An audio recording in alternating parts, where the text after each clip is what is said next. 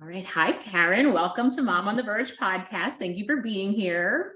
Oh my goodness, you're so welcome. I'm so happy to see you again. You too. I was very Yeah. excited about this conversation.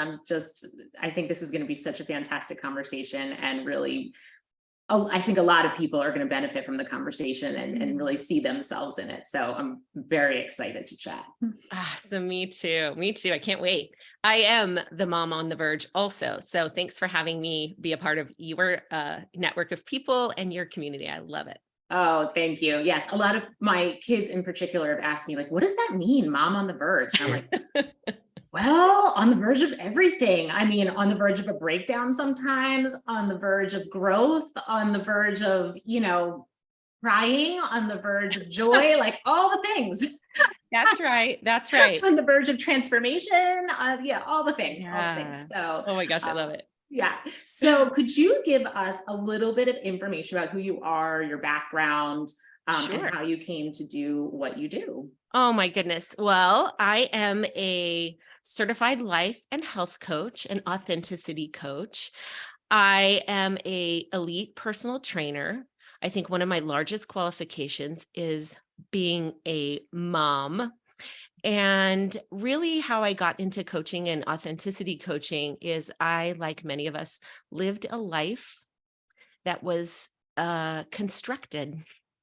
I was an authentic little girl who, as many of us have this happen in our youth, learned that who I was authentically might be dangerous, might not be okay in the world. And I started to gather these limiting beliefs that created a very big problem in my life. I was depressed, I was lonely, I was scared, I was sad, I didn't know who I was. I had that feeling of, I'm an imposter, I'm going to get found out. I mean, how many of you out there have had that feeling like they're going to find out?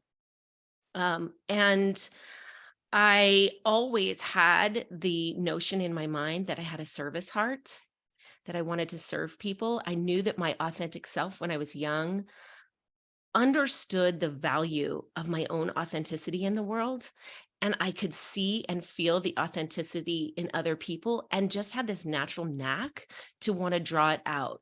And so around the age of 10, when that began to change, and I started to construct this version of myself that was really not necessarily my authentic self, um, I I was lonely and depressed. And at the age of 38, my authentic self, who had been in hiding for so long, and my constructed version of myself kind of got locked into a little bit of a battle. That depressive state became really, really hard to manage. And I knew that one of those versions of myself, the limiting belief self or the authentic self, was going to have to go away and die. And those, when they got locked in that battle, they spiraled down. And when everything hit the ground, and I mean, it literally almost killed me. And I mean that everyone in the very literalist of senses. And when everything hit the ground and I lifted my head up and I looked at the sort of shattered pieces of this life I had been living, I saw the like shiny, sparkly pieces of myself. And they weren't what everyone had been saying. They weren't scary. They weren't dangerous. And so it was at that point I decided to lean into my authenticity and rewrite that story that many of us believe, which is our authenticity shouldn't be here in the world. And I leaned into that and said, okay, now I am going to be an authentic human. I'm going to be an authentic mother. I'm going to take this magic that's been part of me forever and ever and use it in my work and in my relationships and see what the heck happens. And it has completely transformed the way I do business. I mean, I was, when I got divorced at that time at 38, when everything hit the ground, I ended up getting divorced. And that sort of happens when you've lived a constructed life. And then your authenticity comes out. People can sometimes be have a hard time with who you really are. It shifts a little bit. And I was that girl who was like serving everyone all the time, but from not from my authentic place, but from a place of fear and wanting to be appreciated and loved, and didn't know that that was already available to me. But then I started to use that authenticity in my work as a personal trainer. And what happened, as often happens when we actually are really authentic in the world, it attracts people who are looking for the space to be authentic themselves. And I just started gathering all of these clients who, you think a personal trainer, people are coming to you to like get fit, you know, and that's Mhm. really not what happens. More often than not, when somebody calls you and says, yeah, I'd like to lose 20 pounds or I want to be stronger, they're actually coming to you because they want to drop the 20 pounds or even heavier amount of weight that they have been carrying on their heart and on their soul. They want to drop the heavy scaffolding that they have built around themselves to be themselves in the world. And when I had my own like authenticity transformation, that's the people I started just naturally attracting. I didn't do anything special. It just was my authenticity was drawing in other people to say, I want that space too. I need that space too. And so my personal training clients were like, this is so much more than just Mhm. coming to lift weights, because there was powerful and intentional conversation happening that allowed people to move their bodies. And that's when I knew that I was really onto something as far as being a coach. That service heart that I've always had, uh, it arrived with my authenticity in a way that felt so real and so right. And my clients were like, you should be a life coach. So then, of course, I went back to coaching school and started to apply coaching principles to my training practice, which then transformed into me being a life coach, which then I really understood very recently, like in the last 2 years, that what I was doing wasn't life coaching. It was about authenticity. I am an authenticity coach, and that really means that I create space for people to discover or rediscover who they are beyond their limiting beliefs, so they can share their authentic, glorious, messy, magical person with their world. And I really create that now in my practice through private coaching, workshops, my soon to be released podcast, Authentically Yours, with my incredible partner, Stephanie Bacon. And as in my elite training practice, using movement as a modality for people to draw into their authentic selves. So that's me. That was such a beautiful explanation. I love it. Love every bit of it. I guess I want to back it up for some people who are listening to this and maybe this is a new concept for them. How does someone know if they're not being authentic? How do they recognize, some people, they're walking around, maybe they feel anxious or depressed or unfulfilled, or like, there has to be something more in life. They might be feeling these kind of feelings, but not maybe associating it with the fact that they're not living an authentic life. Like, are there ways that people can recognize that they're doing it? Because I think sometimes these things can be a little hard to identify, because if you're so identified with limiting beliefs that you can't even see the limiting beliefs, maybe you don't even recognize that you're not being your authentic self. Right. I think that often comes from something that is not natural in our world right now, and that is slowing down. Right? When you think about it, how fast do we move? How much space are we really giving ourselves to know who we are? Because authenticity isn't what we do, it's who we are. And most of us are doing, and not paying attention to those feelings that you just talked about, which is, I'm depressed. I feel like something's wrong. I mean, I thought to myself for years, something is like physically wrong with me. Mhm. And it was because I was moving so fast and moving so much and trying so hard to avoid the noise that was in there. It wasn't until I slowed down. And so it's that chatter in our brains, that feeling in our heart is the knowing that there's something missing when it comes to our authenticity. It literally is that simple. If that's there, your body, your mind, your heart is trying to tell you a story. And until you pause to listen and really know what that is, and do some, like, I consider what I do really like, you'll relate to this. It's like thought yoga, right? Mhm. It's creating space to breathe, to look at yourself from different angles, to challenge what you think is possible for you and who you think you are, and just play and try. um More often than not, when we take that time to listen to the chatter, to be with it, we really discover that we're far much more, and we're far more okay than we thought we were. You just have to have the space and the time and the slow down enough to know it. And boy, don't we live in a world that says, keep on moving, sister. Yes. Don't pause. Don't stop. That discomfort that we feel, we take it as a sign that something is very bad. And that's not true. It's actually something is calling you. And more often than not, what's calling you is you.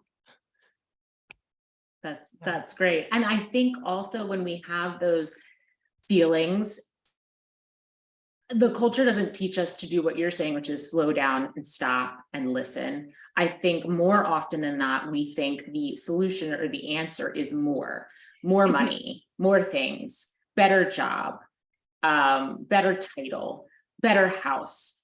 We think that if we get more, that feeling will go away. That's But right. we're just chasing after something that we'll never catch.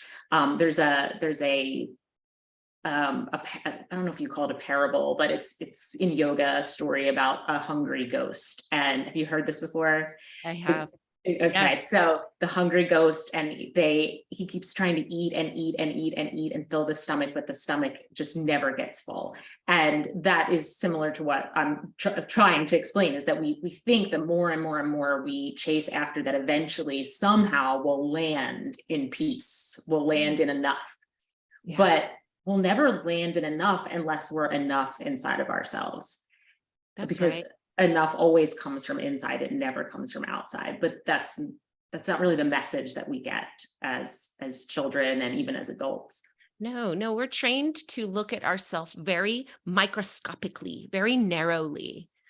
And my work and authenticity work is about raising your head up and looking at yourself more through like a kaleidoscope. And you're right, we live in this world that, like, every turn, every place that we go, it is another message to be pulled away from our authentic self and to align with the limiting beliefs and to create a version of ourselves in the world that just is uncomfortable. Like, I really feel like, for me, what happens, what limiting beliefs, well, let's start with this. What are limiting beliefs?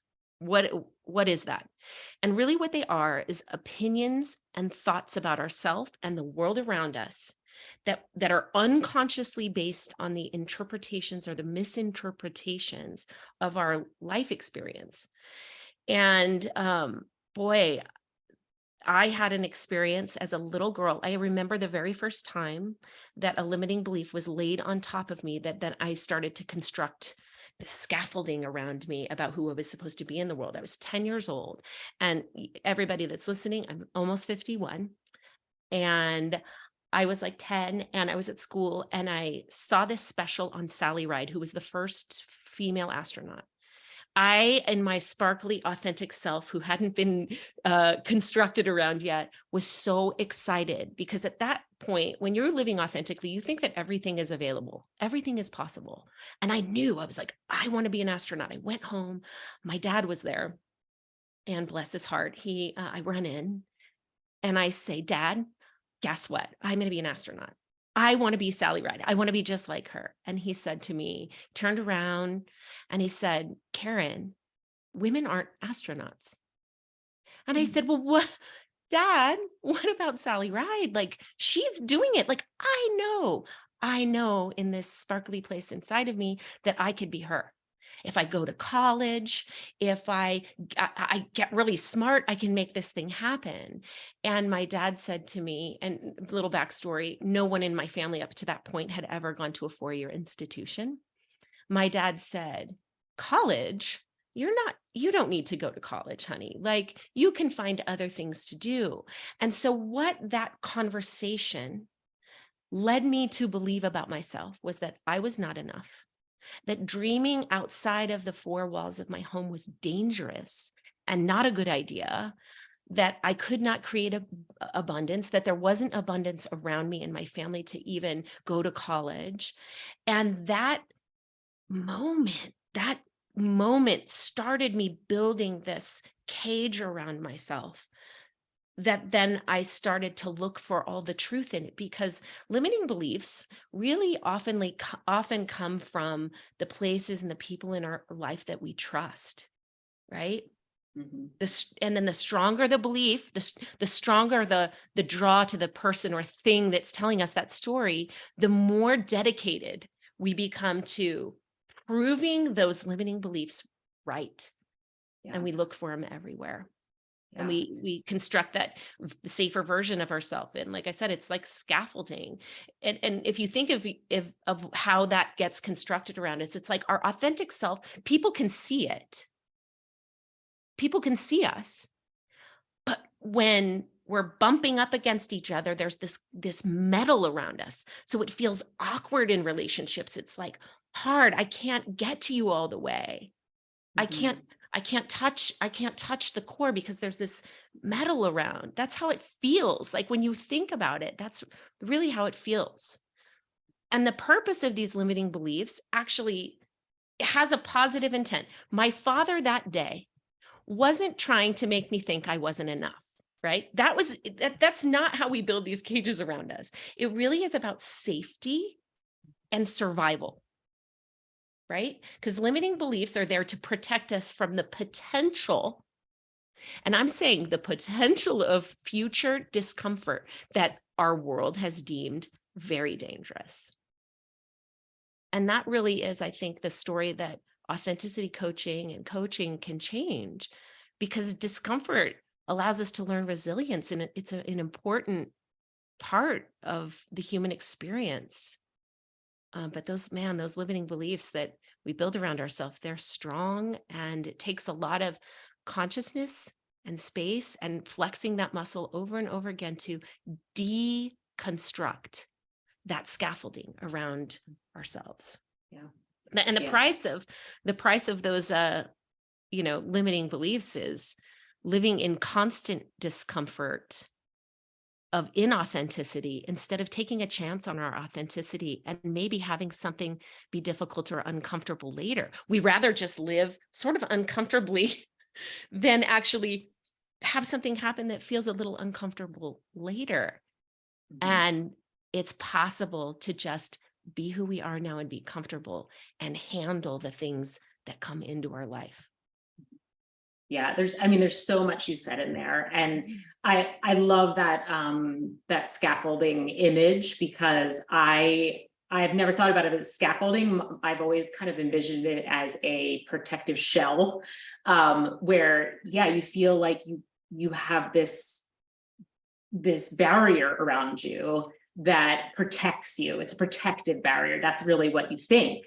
But it's really not protecting you, and it's not serving you. It's actually harming you and chipping away at your soul little by little by little. And when you can be brave enough to dismantle it or break through the barrier and just be truly authentically yourself and heart centered and heart forward, and feeling safe inside yourself, feeling safe inside your own body, you then feel safe to put yourself out there, and people receive that really well. I mean, people respond to that so beautifully. So all of this, trying to protect ourselves and hide ourselves for fear of being hurt or not accepted or, cast out, or whatever the fear is that's underlying, actually never comes true. Because when you feel so safe in your own body and you can move through the world that way, people just, the response is unbelievable. You get back what you're putting out. The energy you put out is then returned to you in such a beautiful way. And then it gives people permission to feel that they can be their authentic selves, because they feel safe in your presence. And that's so beautiful. right? And Yeah. um, it really is quite interesting if you really look at it, because living inauthentically is incredibly painful. Mhm. But somehow we've decided in our minds that it's less painful than maybe having something happen a little later that causes you to come up against your authenticity in a different way. Like, we're trading off constant pain for potential pain that, like you said, may Right. never come. I mean, think about it this way too. Like, everybody out there, close your eyes for a second and think about the people that you are attracted to in your life, the people that, like, you want to call up and have a coffee with, or go for a walk with, or spend your time with, right? Think about those people. Now, when you think of them, do you think in your mind they are the people that are the perfect mom, got the perfect job, in the perfect house, with the perfect husband, with the perfect life, going on the vacations? Or is it the people whose cracks are filled with gold? Is it the people that have these amazing stories of their life? These people who are real and Mhm. raw? Those are the people we want to surround ourselves with, because innately we know that our authenticity is valuable in the world. We just don't know that we have the permission to be authentic in the world. And that's what my whole, like, when I close my eyes and think about what I do, like, not just the sound bite version of like, hey, Karen, what do you do? But like the heart version, that's what I envision in my mind. I think about standing in a river and everybody, all the fish are swimming one direction, this sort of like hard against the current way. I want to be one of the voices, like many that are out there trying to do this, that say there's another way that has less resistance. Turn around, let's swim the other direction. Mhm. Because Yeah. we all deserve to be our authentic selves in the world. And the more of us that do, just like what you're doing, Katie, the more of us that do it, it is permissive to other people to do it as well. Yeah. It's And when you said how, it's because I would say I've only started really looking at my own limiting beliefs in the past couple of years, even recognizing that they existed at all, that I didn't even know that I had them. I didn't even, that's why I asked you that question, because right. I think they become so ingrained and such a part of who we are and how we see the world, that we don't see them anymore. We Mhm. have these feelings that we don't like, but we don't know why we're having the feelings, where they're coming from, what to do about them.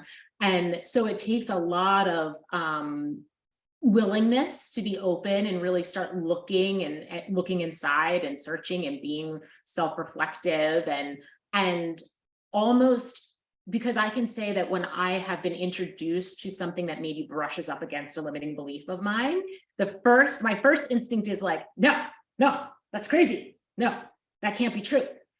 And I still have that reaction, but now I have the ability to self-reflect and say, well, wait a minute. Why don't I just say what if? Why don't I say what if and see what happens, to be open to it and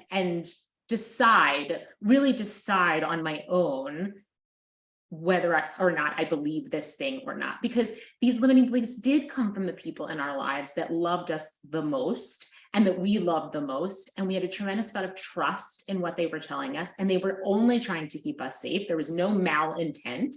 That's right. So it's hard to then realize that actually those things that the people you loved and trusted told you are harming you in your life. Yeah. Uh, and when you believe something, I'm sure a lot of people are aware of confirmation bias, but when you believe in something, then that thing tends to keep showing up and proving that belief. So it really does take a lot of work to change that. Yeah, consciousness is hard, because Yeah. we live in a world that likes us to be unconscious. Yeah. We buy more, us not liking ourselves, us not showing our true selves is really difficult for the economy. Like, it would be really hard for the economy. Yeah. Yeah, it is a it is a turning around in the river and doing it a completely different way than the rest of us then we've been doing it our whole lives, then our parents did it, then their parents did it. If you understand that it is historically about safety and survival, and you ask yourself the question in these moments that these limiting beliefs come through you, or you have that grainy feeling or those grainy thoughts, asking yourself the question, is it true? Mhm. Then it feels less like a daunting experience. It's just asking the question, is that belief really true? Is it? Mhm. Am I not enough? Like, my not enough limiting belief is all over me all of the time. It does not go away. It is this little person that's in the car with me that I drive in my life. And man, she comes out and wants to make a lot of noise. And I have to ask myself in moments where I'm doing things like interviews like this or my business, where I'm having that belief I'm confronted with, you are not enough. You are not enough. If I simply pause long enough to ask myself the question, is that true? My authentic self knows that it isn't. And when you have to call yourself to that answer, no, it's not true, then you can begin to work through sort of systematically in a way, changing that thought. We don't do thought gymnastics. We believe what we think the minute we think it, and end of story. And learning the skill of consciousness and thought gymnastics is hard at the beginning. And then once you begin to do it, that pause in that moment and asking yourself that question, is it true, starts to become a little bit more automatic. And that's the healing. Like, people think, oh, well, and if I don't change that belief right away, then boy, I've really failed. But the fact of the matter is just waking up to yourself and saying, oh my gosh, I just believe what I think when I think it, is the Right. present, is the gift. It's like there's no playbook for this. It's just being with yourself. It's just creating a pause in your life. It's just, one of the words you said just a few minutes ago was, you need to be willing. And if you have a willingness to do those thought gymnastics, everything changes. Waking up to yourself and being who you are in the world changes. I mean, it's changed every aspect of my life. It's changed. One of the ways it's changed me the most is in parenting. I mean, being an authentic parent, or continuing to try to be. I have my moments. Y'all, I don't want you to think that I'm here saying I am totally authentic 100% of the time. Not true. I have to check myself often, but in parenting, it really has changed the relationship that I have with my girls. They know who I am instead of constantly being on a fact-finding mission to bridge the gap between what they see me saying and what they feel me doing. Mhm. And that has changed my life and my girls' life. I have two girls, 22 and 19. I will also say, right before this interview, I was looking through your website and I read a couple of your blog posts, and you're a beautiful writer, an absolutely beautiful writer. So I recommend everybody go read some of Karen's blog posts. But there was one that you wrote about, you were carrying a laundry basket and you passed by your daughter's room, and then you decided to set the laundry basket down, and she was about to leave for college, and you were flooded with all these memories of, her growing up and having to let go. And my daughter's about to go into her sophomore year, so I just like feel a lot of the feels about that. And it was just a beautifully written essay that made me tear up. And it was so true how we have to be the best versions, because in the post you were talking about how we have to be the best versions of ourselves so that we can let our children go out into the world and become the best versions of themselves and not be lost when they go. Because I think, a lot of my listeners, I'm sure, are going to be moms. hence the title Mom on the Verge. And when we become parents, a lot of times we dive so deeply into that role as moms that we can lose who we are. And some of that is a consequence of just pure time, right? It's a very time intensive job. We love them very deeply. And so, we're pulled to do this job to the best of our ability and with so much love and intention. But I find I've spoken to a lot of moms who, as their kids start becoming more independent, they start saying, I don't even know who I am anymore. I actually have some time on my hands, but I don't even know what I want to do with that time or what I like or what I'm interested in. It's like we can completely lose who we are. So any recommendations for people to how we keep ourselves while also doing this job that we love, to parent and be moms? I think the word authenticity is so threaded in my life, right? It is committing to you. Like we think that we have to teach our kids all of these incredible lessons. I've got to teach them all of these lessons. You don't. You have to be you. You have to commit to breaking down the scaffolding. I mean, I have a memory of my girls when I got divorced, when I started to deconstruct my limiting belief self and lean into the authentic Karen. My girls, only knew me as a woman who was looking at them all the time going, everything is fine. Everything is fine. And when I got divorced, I said, I'm not going to do that anymore. I'm going to work on me being me in the world. When I'm scared, I'm going to say it. When I'm happy, I'm going to feel it and show it. I'm never, ever going to again make them have to understand, like I said before, bridge that gap between what they're seeing and what they're feeling from me, because we're energetic. That's how we move with each other.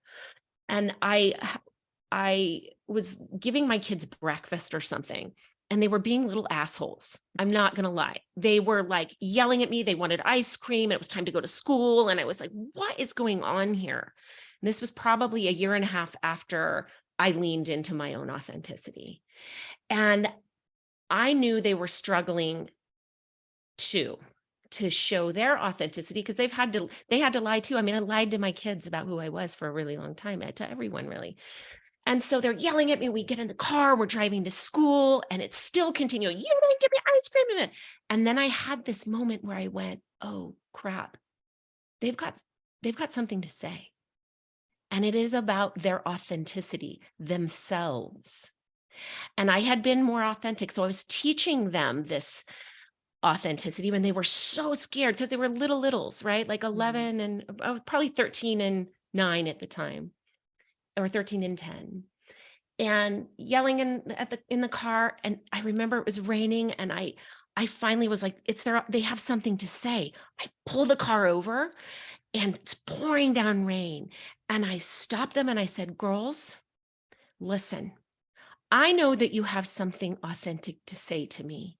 It isn't about ice cream. It isn't about school. It isn't about your backpack. What is it? I can hold it. I can be with it. I won't be mad. This is what we're doing here. We're being authentic with each other.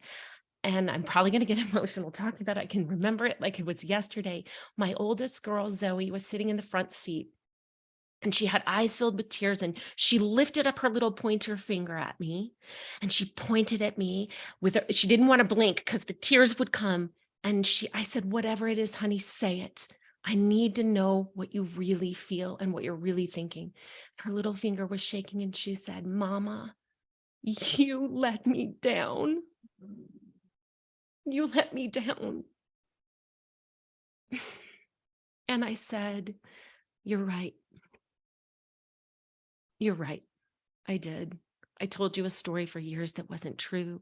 I made you believe that your authentic self wasn't valuable in this world, not to trust yourself, not to know yourself, not to know your intuition, not to trust me. you're right. And then my little one is in the back seat with her eyes like this, because this authentic moment, they're big as dishes. She's just silent. And I turn around and I look at her and I say, and what about you? Did I let you down? And she said, yes, Mommy, you did. And I said, you guys are right. But guess what? We're never going to have to guess or be afraid of the truth. We're never going to have to worry that we don't know what's going on. We're just going to keep talking and leaning into these spaces with each other, and continue to work for the sparkly little astronaut girls inside of all of us. Mhm. And so when you ask, like, what are the ways in which that you can break down those limiting beliefs in ourselves as parents, is to be with yourself, to listen to those crazy voices in your head that make you feel like something's wrong, and to continue to flex that muscle and try it on, and look for the evidence that that part of you, that authentic part of you, is valuable in the world, because it's there. We've just been trained to look at the limiting beliefs part of ourselves and go, oh yeah, look at that. See, I should not be authentic in the world. Start looking for the evidence in your parenting, in your relationships, in your work, that when you show up authentically, it comes. And that's what happened that day in that car in the rain. Was I showed up authentically for those girls with my heart, and they did too. And that changed, honestly, the trajectory of my life with them. Is it perfect? Nope. But what it really truly is authentic. And thank you for sharing that story. And I can feel so deeply what you're, when you told that story and they said, you let me down, because as a mom, that is probably the one sentence you don't ever want to hear your child say to you. But the fact that you created a space that they felt safe to say that to you, and then that your response was like, yeah, I see you. I see you, and I see your experience, and I validate it. Mhm. Huge, It huge was healing. because it was true. I think oftentimes when we're unconscious, we don't want to believe that we're fallible, or that sometimes we screw up and we don't Mhm. get it right. Like, we rather defend this constructed version of ourselves than actually tell the truth of who we are.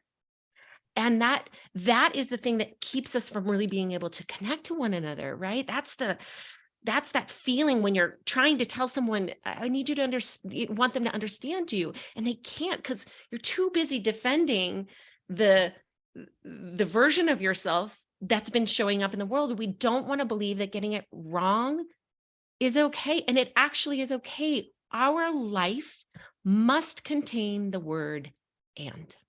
Mhm. I am soft and strong. I am sad and happy. Two things can be true at the same time. That is being authentic. It would have been so weird for me to say to those girls, no, I didn't. I've been doing everything. I've been trying my best. You don't have any idea how much I do for you. I knew, and we all know when we're getting it right and leaning in with our authenticity, and we know when we're aligning with and building more scaffolding around ourselves, living in our ego, per se. Yeah. And also, what a beautiful lesson, not just healing for your kids, but Mhm. also a lesson that says, wow, this like most important adult figure in my life is willing to say, I got it wrong. I got it wrong, and I'm going to try to do better. And I'm not perfect. That's right. And I hope you can love me anyway. And I know that you do love me anyway, even though I'm not perfect. And that gives them permission to not be perfect, to get it wrong, and then to learn from a lesson from getting it wrong. That's amazing. And I think really it's about me loving myself in those moments of not getting it right, learning that Mhm. part. It's a natural consequence when we're authentic, there's natural consequences, even to those harder parts, those harder lessons where you have to own when you don't get it right. Like there's these beautiful consequences, this permissive way of being human in the world that changes the temperature of conversations. It you can feel other people when you actually are honest with yourself about who you are. And that's absolutely terrifying because we are told that that is bad, Yeah. that Yes. we are supposed to be perfect. And it's bullshit. And that is my work in this world. If I give some person out there the opportunity to know that they're okay in their humanness, I feel like I'm doing something really valuable in this world. If I can use this amazing gift that I have in my heart to know the value of my own authenticity and draw it out in other humans to raise the collective vibration, even if it's one or two people, gosh, I feel like this is such a valuable life I'm living. And Absolutely. And every person you do that for will affect somebody else in their orbit. And like, right. ripples in a pond, it's just going to spread That's right. outward. Yeah. That's right. And that like, and if that invitation of just, I'm not a magician, I'm not doing anything super special. I'm just trying to constantly be conscious and constantly be authentic as much as possible. As much as possible. I know that if the next person does it, that river that I was talking about, instead of just me standing up, looking around, going, let's go the path of least, or let's go the other way where it's not so resistant, there'll be other people going that way with me. Not because I did anything, but I just created the space that allowed them to see who I am and who they are underneath that scaffolding. Mhm. And it just feels so right and real. And I'm so honored to have lived the life I have hard and complicated and to be in a place now where I can um, provide that space for other people to, even if it's for 10 seconds, Mhm. know who they are through that kaleidoscope instead of microscope. Yeah. That's beautiful. What ways do you, well, I guess I have two questions. Sure. Do you see, as you're working with your clients, some common themes of limiting beliefs? Do you see like, oh, this is, this comes up fairly frequently for people? Because I think the more examples we can give people of what a limiting belief looks like, the more they can start identifying if maybe this is happening in their own lives and start investigating that. Right. I think that there's, my business partner and I, we're two sides of the same coin, really. Limiting beliefs usually show up in ways, thoughts like this. I mean, I can't, I shouldn't, I won't, I'm not supposed to, or I have to, I need to, I'm supposed to.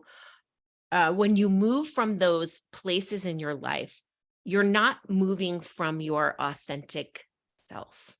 So if thoughts come into your mind, I'm not supposed to, I'm not supposed to do that, then that's a time to pause and check in with who you really are and what you really want. I know there are moms out there right now that are saying yes when they mean no frequently.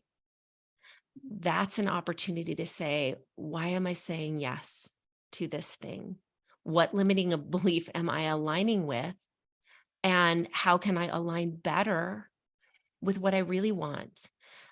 For some women, that's saying no to the 15th carpool, saying yes to carpool for the 15th time in a week. For some women, it's as simple as I want to go to the bathroom and have 5 minutes to myself. And I just keep leaving the door open and watching this 2-year-old cry in front of me when really all I want to do is brush my teeth alone for a minute. It's starting to figure out those little tiny ways in which you can be honest with yourself about what you really want and need, and know that the whole world's discomfort of your decisions is not your business. Mhm. Ah, Right? I mean, that's and getting comfortable with other people's discomfort. You're not a jerk. You're not a jerk for wanting the 5 minutes. You're not a jerk if you don't volunteer for the 16th time on carpool. You volunteer many, many times for carpool, and you're an amazing person, and you know yourself well enough that you need to do X, Y, and Z to align with who you really are. It's that. It's that. That's how you do it. That's how you yeah. understand yourself and those limiting beliefs. If it feels gross when you say yes, something's up, friends. Pay attention. I'm supposed to have sex with my husband. I'm supposed to say yes to the girlfriends. And I really just want to sit and binge watch Netflix and hang out by myself. You can say yes to yourself and that authentic place, because it'll give you permission the next time somebody invites you for the thing to go when you really want to. And then people aren't guessing if you really want to be there. Then you're not pissed off at everybody for the sex you think you're supposed to be having, and the carpools that you think you're supposed to be driving. You're coming from a place that's like, I really want to. I want to go hang out with my friends. I want to have sex with my husband. I want to hold my 2-year-old toddler who's been crying all damn day. Right? Yeah. It's that. And when you don't want to do those things, you're not a bad mom, you're not a bad wife, and you're not a bad friend. Good Lord, Yeah. no, you're a human being. Yeah. You're a human being. We are not supposed to say yes to everything. We're not supposed to. There's Yeah. not enough of us. We're supposed to figure out what's important to us and lean in authentically to all of those places. We're supposed to rest. We're supposed to be with ourselves. We're supposed to be slower. It's Mhm. okay. Everybody out there, it's okay. You're all right. Yeah. You're all right. all And right. taking small steps toward the things that bring you joy, I think is really powerful. You know, I think again, especially as moms, we get trapped in this constant belief that we need to be doing for our children, doing more and more and more, always there, always helping, always present, always fixing, always. And we don't, and we're not bad moms if we're not always there 100% of the time. Kids are so much more resilient than we give them credit for. And I think it's actually good for them to learn that independence. And then we get to carve out some time to do the things that bring us joy, or to practice some self-reflection, to listen to our inner voice. Because when we're doing, we often can't even hear it. It's so quiet, we can't hear it, that intuitive voice. Yeah. And you know, the whole idea with parenting and mothering, that our children's discomfort is the worst possible thing ever. Like, if I don't drive them to that dance class, if I don't show up to that game, how will they ever survive? They're not surviving by you doing everything and falling on the mother sword for every moment. They're seeing that that's how I am in the world, and that's how I'm supposed to be that. I was then teaching my girls back then that that's how you are supposed to live your life, falling on the sword, not having boundaries, not honoring yourself and your time and your heart. Mhm. That is an important thing to understand when they're uncomfortable. That uncomfortable space is such an incredible teacher for them to navigate disappointment, to know that it doesn't always work out exactly the way you think it's going to work out. That's an important lesson. That's not a crappy thing to do to your kids. Mhm. If you don't have the money for the new soccer bag, they're going to have to use the one from last year. And then they're going to know that it's still okay. I'm still a great soccer player. They're learning about themselves through those moments that are a little bit uncomfortable, when you're not carving the path, helicoptering above them to make sure everything's okay, or standing with the lawnmower in front of them and clearing the path. So God forbid they have to, feel any resistance or feel any, I mean, when we look at it, that's really what we want for our kids. We want that for our kids. And by falling on the sword of motherhood over and over again, we take away an incredibly valuable moment of love and compassion for their humanity, and not let them learn those lessons of what it means to be human, which is navigating disappointment sometimes, or not always getting it your way. And they will survive it, and in fact, be better off because of it. And that is something to keep in mind in those moments where you think to yourself, oh, Zoe's uncomfortable. That's my daughter, by the way. Zoe's uncomfortable. I should probably fix this. What about settling in with her discomfort and honoring it and understanding it and having compassion for it and letting her navigate this incredibly valuable life lesson and become the woman that she needs to be able to go off into the world? That's important. So I usually know when my kids are uncomfortable with me or upset with me that I'm probably in some space for them that's a really valuable lesson. I don't usually, sometimes it's hard. I don't usually take it personally, but that's taken a very long time to get to. Sometimes I still take it personally. I'm like, oh gosh, I must be a terrible mom. But when I pause and think about it, I really know that their discomfort more often than not is a valuable lesson. Yeah. And it also teaches them that you're a human who has needs, right? Which is so important, important. And I think, when they're babies, they cry and they're uncomfortable. And what do? We do what any mother does. We pick them up, we comfort them, we feed them, we, rock them, we do whatever to soothe their discomfort. But as they get older, I think our instinct is to keep doing that and to keep doing that, when really it's not in their best interest. As infants, that is in their best interest. But as they get older, their discomfort, this is what I've noticed in my own parenting, my children's discomfort makes me very uncomfortable. So I want to fix it so I feel better, there right? You go. There you go. Because if they feel better, then I feel better. So ultimately it's about my discomfort, right? But if I can recognize that and see that and just say, okay, it is not in their best interest for me to make everything perfect for them. They need to live this life and do the hard things and learn the lessons with me still there to provide space, safe space for that. That's right. I have to just breathe into the discomfort of their discomfort. And it's really hard as a parent. I mean, it's conscious parenting when you go from that place of their discomfort is mine. Their discomfort is not yours. When you can extricate yourself from their discomfort is their discomfort and it's okay. And my discomfort is my discomfort and it's okay. Then you're really consciously parenting, like, Dr. Shivali. I don't know if any of you have not read Dr. Shivali's book, Conscious Parenting. Please check it out. It's a great book. Yeah. We can extricate ourselves from that and let our kids live their own life lessons. I mean, that was something that I leaned into that so much when I got divorced and I was, really trying to be more authentic. I mean, going back to coaching school, I took money, y'all, I took money from my kids' college to send myself to coaching school.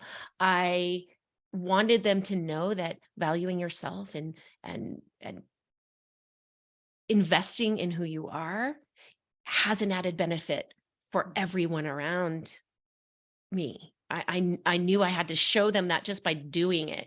I took a solo trip to Cambodia and coached people at a nonprofit school in Cambodia, and I traveled around solo, and it was a lesson for my girls to understand that I can put myself first. I can put myself first, and they can too. And their discomfort with it was totally okay.